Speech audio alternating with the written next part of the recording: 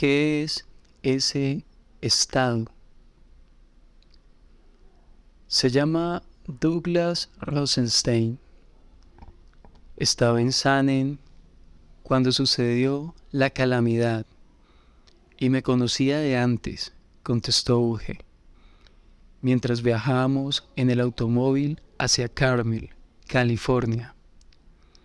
Yo le había preguntado si podía reunirme con alguien que lo hubiera conocido desde antes de los eventos de 1967, para poder así averiguar por mí mismo si había habido algún cambio significativo en él con motivo del evento. No te preocupes, lo conocerás durante tu estadía aquí. La casa en la que vivimos aquí en Carmel parece un palacio, quizás demasiado silencioso para mi gusto. La tranquilidad mata la creatividad. El trabajo comienza mañana. Una sensación de aprehensión se apodera de mí. No puedo dormir. Trato de combatir esta sensación de ser inadecuado. ¿Estaré a la altura de la situación? Encontrar a otro que sufre puede resultar consolador. La visita de Scott Eckersby me trajo el alivio que tanto necesitaba. Su visita funcionó como un bálsamo.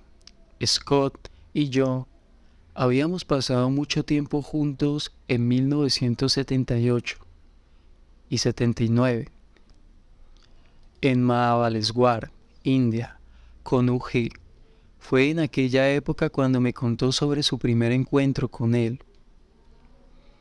Scott, ahora artesano y constructor, fue una vez el director de la escuela Lake Oak de Ojai, California.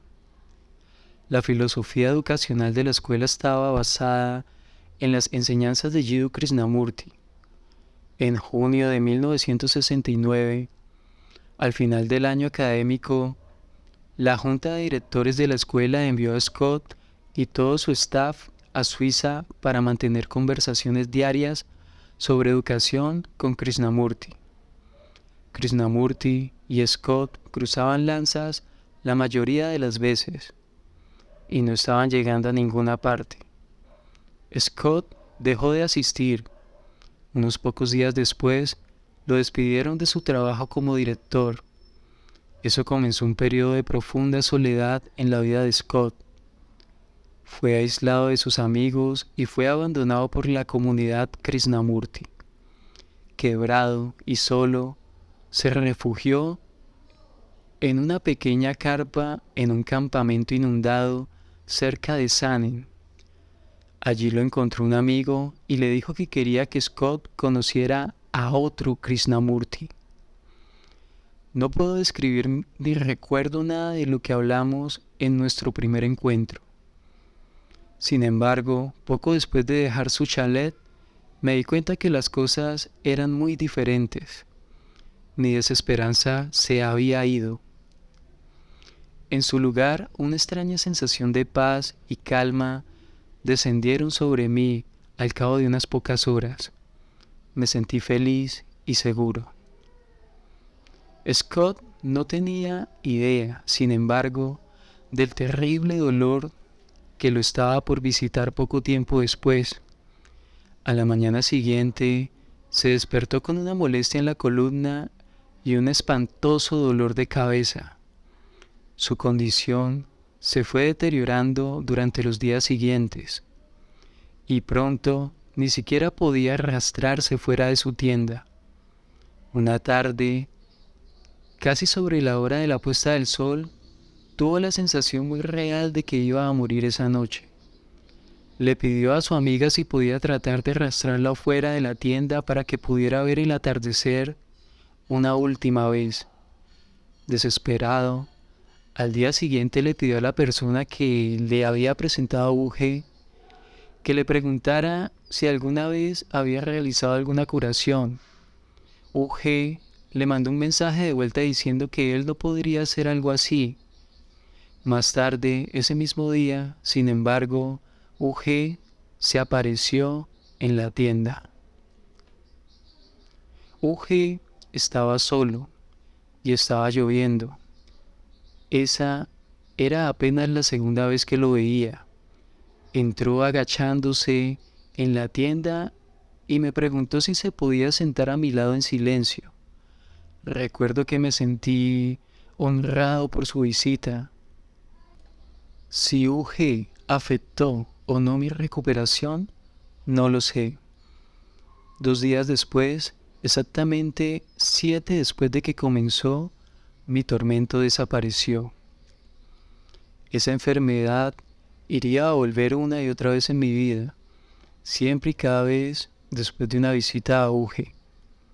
Me tomó varios años asociar la dolencia con las visitas, y cuando lo hice, él siempre lo rechazó con su frase favorita que usa varias veces al día: solo olvídalo. 9 años después, cuando esta dolencia le sucedió de nuevo en Frankfurt, cuando acababa de llegar de Bombay, en donde había pasado un periodo muy largo con UG, Scott se dio cuenta que lo que fuera que estaba sucediendo entre UG y él no había terminado. Le escribió a UG explicándole la cuestión y agradeciéndole su ayuda para aclarar todas las dudas que tenía en su mente. Scott no volvió a oír de él ni le escribió por casi 3 años. Desde entonces, Scott y UG se volvieron a encontrar varias veces y su enfermedad, según dice, nunca regresó. Esa tarde le pregunté cómo resumiría lo que UG significaba para él, habiéndolo conocido durante tantos años. Eso es lo que tenía para decir. UG es una astilla clavada que nunca te puedes quitar. El dolor y la molestia están siempre allí. Será peor cuando él muera, porque será el momento en que comenzará la infección, porque cuando muera será inmortalizado. Será entonces cuando toda la cuestión comience. Entonces la gente se reunirá y empezará a discutir qué dijo realmente UG, qué quiso decir en realidad con esto, qué estaba tratando de decir. Fue fácil deshacerse de Jiddu Krishnamurti cuando murió. Maes, ya hay suficientes filósofos positivistas en el mundo. Hay suficiente verdadera filosofía, pero no hay antifilosofía. OG lo está llamando como realmente es. ¿Cuántas personas te quitan la esperanza? ¿Cuántas personas te quitan la alfombra debajo de tus pies? Nadie hace eso. A veces estar con UG se vuelve arrollador. Simplemente tienes que escaparte, sentarte en el bosque por un tiempo, porque hay cosas que necesitas cuando te vas poniendo viejo.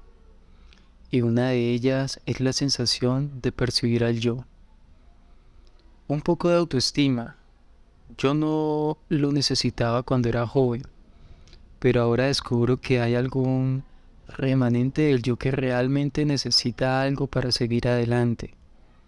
Si permanecieras con lo que UG está diciendo, no hay nada por lo cual continuar. Y eso es duro, realmente duro, especialmente cuando te haces viejo. He discutido con UG durante 20 años esta cuestión de la esperanza.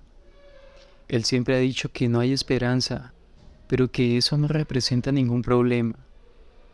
Allí está el indicio de algo que no estoy logrando ver. Quisiera poder hacerlo, pero UG dice que no hay nada que ver. Si enfrentas eso, si realmente te compenetras con eso, no es algo con lo que puedas bromear. Te duele. A veces tengo que correr lejos de él, realmente correr lejos de él, ocupar mi mente con otra cosa, pero él sigue estando allí como una sombra.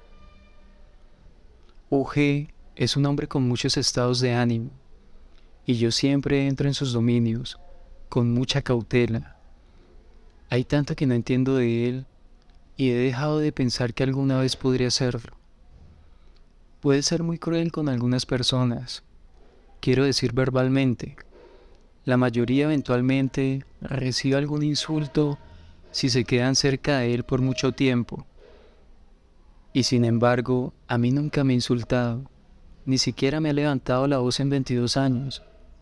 Verbalmente, va a trapear el piso con sus amigos más cercanos al punto de que se irán y no querrán volver.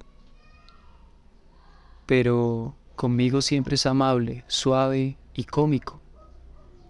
No puedes expresarle afecto a Uge, obviamente le molesta y simplemente no lo permite. Siempre ha desestimado con amabilidad mis expresiones de amor hacia él como nada más que tonterías emocionales. Y quizás eso sean, pero en mi corazón no puedo creerlo. El mundo es un lugar solitario, y yo simplemente no puedo aceptar que me pondré viejo y moriré sin que Uge Krishnamurti, la influencia más profunda en mi vida, corresponda mi amor o siquiera reconozca que le importo. Más tarde, en una nota que me envió por correo, Scott expresó que todo lo que había dicho esa tarde no estaba completo. Me imploró que concluya su historia con lo siguiente. Una última cosa, Maes. Quisiera cerrar esto con un sentimiento personal hacia Uge que sin duda despertará su ira. Con seguridad le ordenará a su biógrafo que quite esto de la historia. No lo hagas, Maes. Si algo de esta historia se usa en tu biografía, entonces lo que estoy por decir tiene que permanecer sin ediciones, como el broche de oro. Así que, Uge, ¿estás escuchando? Por miedo a tu rechazo, nunca te lo dije directamente. Te amo. En julio de 1967, la vida de Uge entró en otra fase. La pregunta, ¿qué es ese estado?, tenía una tremenda intensidad para Uge, pero no tenía connotaciones emocionales. Mientras más trataba de encontrar una respuesta y mientras más fallaba en hacerlo, más intensa se volvía la pregunta en su mente. Es como la paja de arroz. Si se enciende una pila de paja de arroz, continúa ardiendo por dentro. Uno no ve ningún fuego en el exterior, pero cuando uno lo toca, se quema, por supuesto. Exactamente de esa forma, la pregunta me daba vueltas en la cabeza. ¿Qué es ese estado? Quiero ese estado. O.G. era un hombre sin prospectos. Krishnamurti había dicho, no tienes forma, pero aún así O.G. quería saber qué era ese estado. El estado en el que estaban Buda, Sankara y todos esos maestros. Ese año, Jiddu Krishnamurti estaba otra vez en Sanin dando sus charlas. Un día los amigos de O.G. lo convencieron de ir diciendo, ahora por lo menos es gratis, ¿por qué no vienes y escuchas? Cuando O.G. fue a escucharlo, tuvo la particular sensación de que Krishnamurti estaba describiendo el estado de O.G. y no su propio estado. ¿Por qué querría conocer su estado? Él describía algo, movimientos, atención, silencio. En ese silencio no hay mente, hay acción. Me dije, estoy en ese estado. ¿Qué diablos estuve haciendo por 30 o 40 años escuchando a todas estas personas y esforzándome, queriendo comprender su estado o el estado de alguien más, de Buda o Jesús? Estoy en ese estado. Ahora estoy en ese estado. Uji salió de la tienda y nunca miró atrás. Sin embargo, ¿qué es ese estado? Esa pregunta se convirtió en otra. ¿Cómo sé que estoy en ese estado? El estado de Buda, el estado en el que tanto había querido estar y que le pedía a tanta gente. Estoy en ese estado, pero ¿cómo lo sé? Esa pregunta se resolvería al día siguiente.